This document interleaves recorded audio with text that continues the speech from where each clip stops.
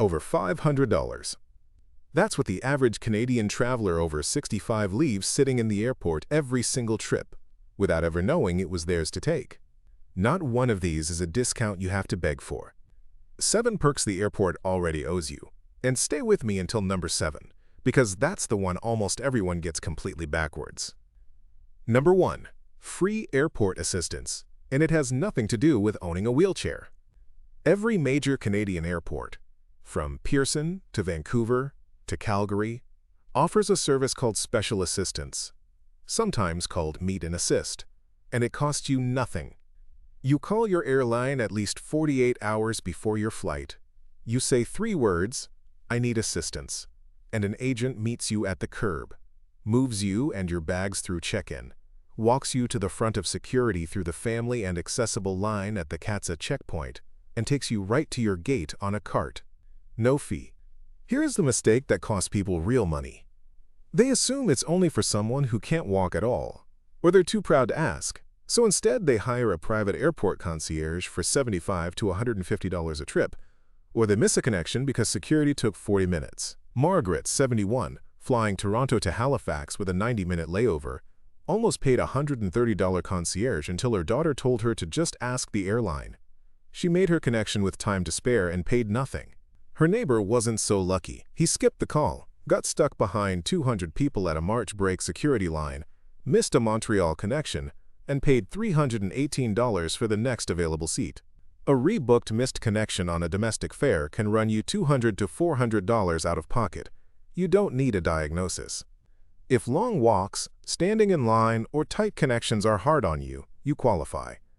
Call the airline, not the airport, and ask for it by name at least 48 hours ahead, and get the agent's name and a confirmation note in your booking so nothing falls through.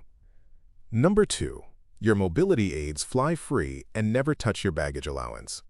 If you travel with a walker, a cane, a rollator, a folding wheelchair, or a mobility scooter, none of it counts against the bags you paid for. CATSA and every Canadian carrier let you bring your personal mobility device on top of your normal baggage, at no charge, and you keep it with you right up to the aircraft door, where they gate check it and hand it back to you the moment you land. The mistake seniors make is checking a walker as regular luggage and paying a $30 to $50 second bag fee they never owed. Or worse, buying a cheap travel wheelchair at their destination for $200 because they thought they couldn't bring their own. Vernon, 68, did exactly that on a trip to see his grandkids in Vancouver. Checked his rollator, got charged $50 each way, $100 gone on equipment that flies free. His sister made the opposite call. She declared her scooter at booking, gate-checked it in Halifax, and rolled it off the jet bridge in Orlando without paying a cent. You can bring your own. Tell the airline when you book that you're traveling with a mobility aid so they log it in your reservation, put a tag with your name and phone number on the device, and roll it straight to the gate. That's free equipment transport most people pay for by accident. Number 3. Stop parking at the terminal. This is where the biggest dollars hide. On-airport parking at a place like Toronto Pearson runs $30 to $50 a day in the garages. Book an off-airport lot with a free shuttle instead, and you're paying $10 to $18 a day. On a single 7-day trip, that's the difference between $350 and about $90, over $250 saved on one vacation. Now here's the part that stacks. If you're a CAA member, most of those off-airport lots knock another 10% off the online rate on top of that, so that $90 drops closer to $80. The mistake is driving straight to the terminal garage out of habit, because it feels safer, when the shuttle ride is 5 to 10 minutes and your car sits in a fenced, monitored lot. Harold parked at the Pearson garage for a 12-day Florida trip, came home to a $540 parking bill, and learned his brother had paid $110 for the same 12 days at a lot 2 exits away. Book it online a week ahead, because the drive-up rate is always higher than the reserved rate. The same spot that's $14 reserved can be $22 if you just show up. 2 trips a year, and this perk alone clears $500. And speaking of number 7, it's the one that looks like a convenience and is actually the trap, so keep it in mind. Number 4. The airport lounge without a business class ticket. You've walked past those frosted glass lounge doors your whole life, assuming they're for executives. They're not. Quiet seating, free hot food, free coffee and drinks, clean washrooms and staff to help with the delay.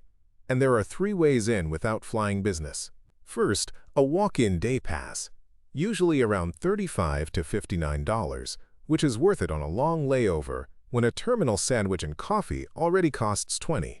Second, and better, many everyday Canadian travel credit cards now include free lounge visits through a program called Priority Pass.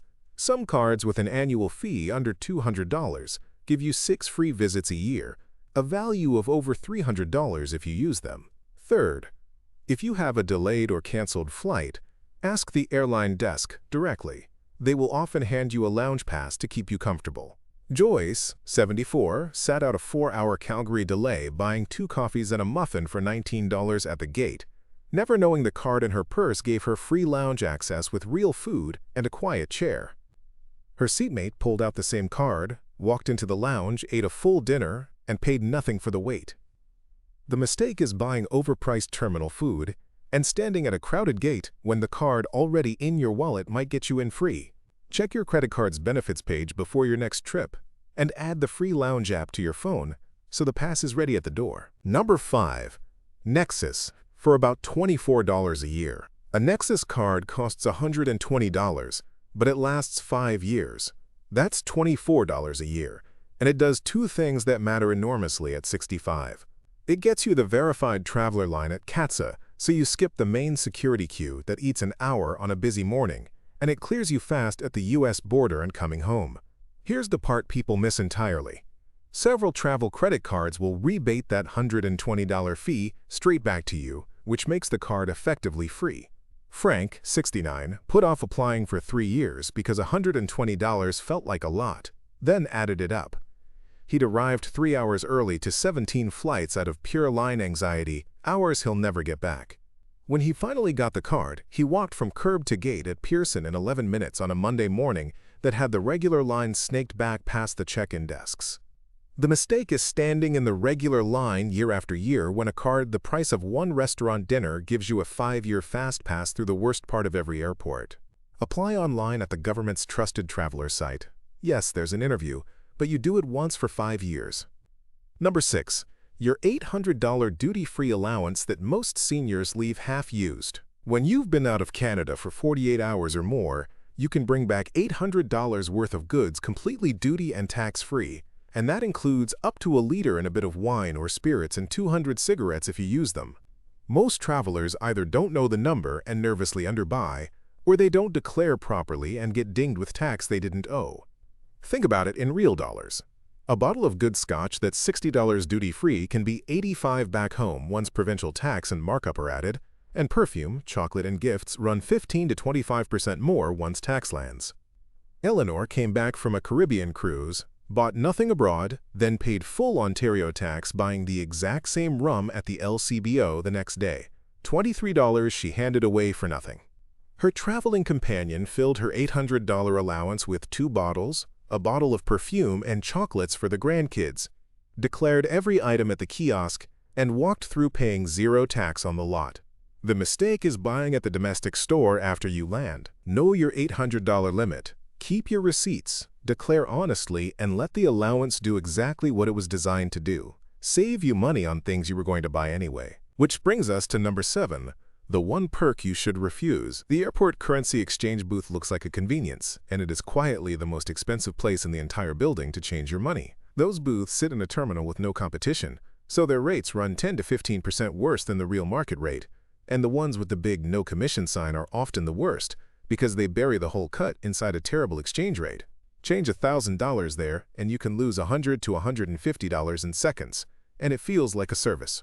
Ruth, 72, changed $1,200 at a departures booth before a trip to Florida, and got back the equivalent of about $140 less than her bank machine would have given her at the destination. That's a nice dinner out for 2, gone before her plane even boarded. This is the one most people get backwards. They think stopping at the booth is the smart, prepared thing to do. The smart move is to walk right past it.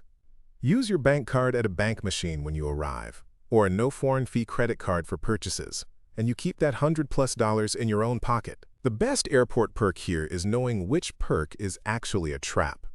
So here's your one action step this week. Before your next trip, do just the parking one.